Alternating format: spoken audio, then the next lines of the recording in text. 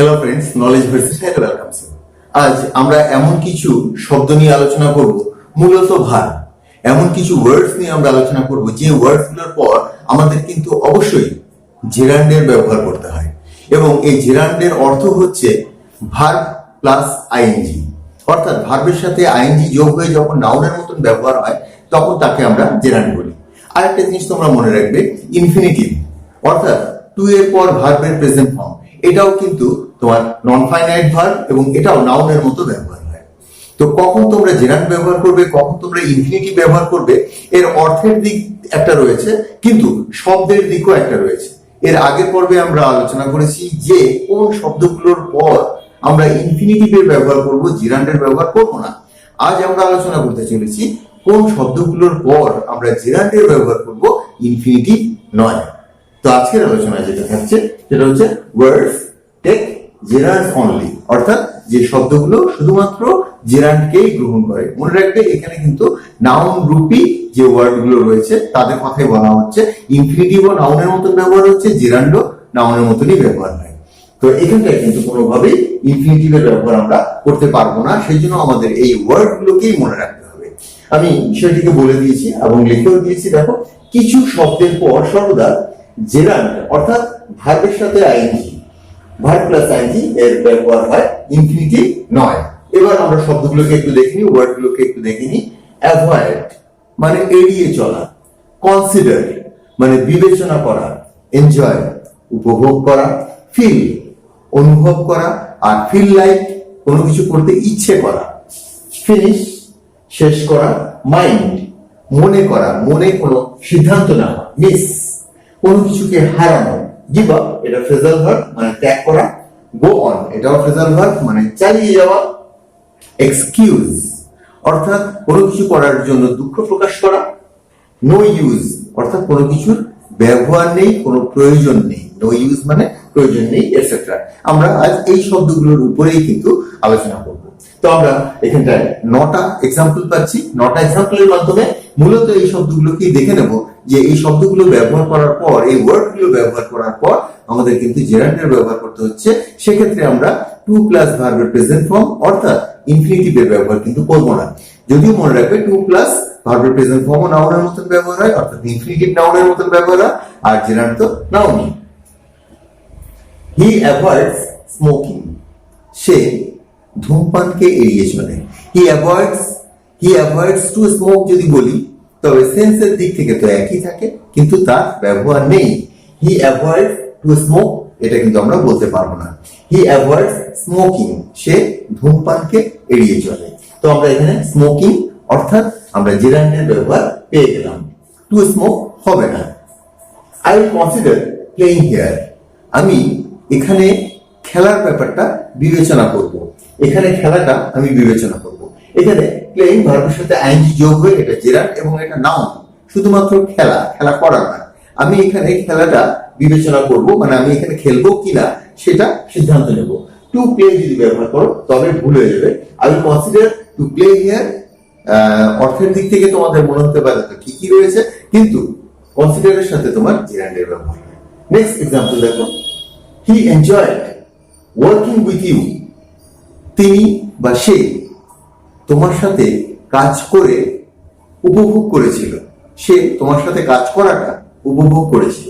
তো working with you তোমার সাথে কাজ করা, এই ক্ষেত্রে he enjoyed to work with you যদি বলি তো অর্থের দিক থেকে মনে হতে পারে ঠিক আছে, কিন্তু এখানে এনজয় এর সাথে আমরা কিন্তু ইনফিনিটিভের ব্যবহার করতে পারি না, আমাদের জেরান্ডের ব্যবহার করতে হয়, যেটা দাঁড়াবে he enjoyed working with you.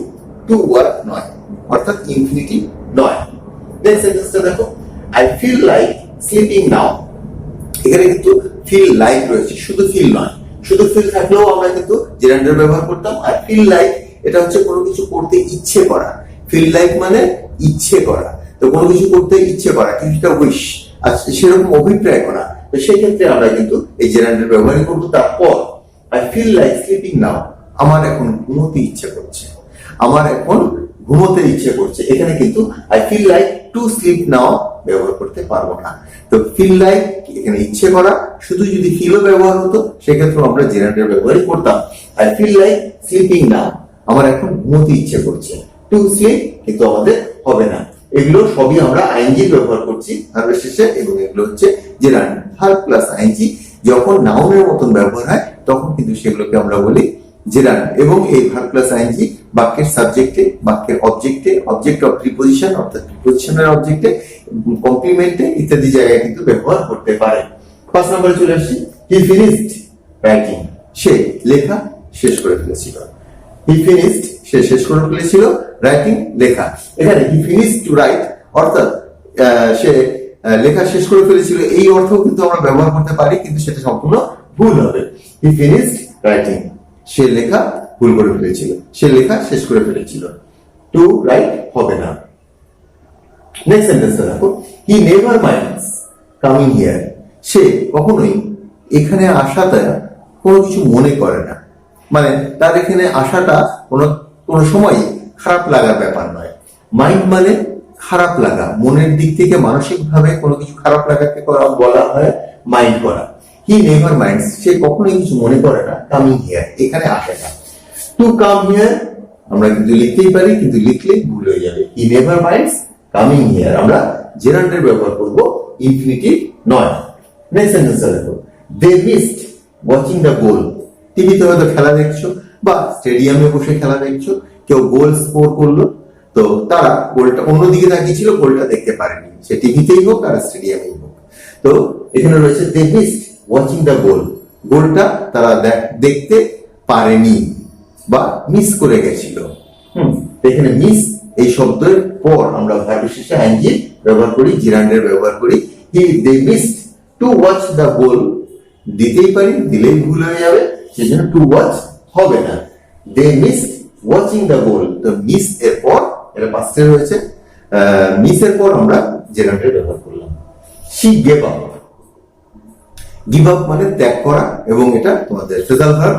তো শি গেভ আপ, সে ত্যাগ করেছিল কি সিঙ্গিং, সে গান গাওয়া ছেড়ে দিয়েছিল, গান গাওয়া।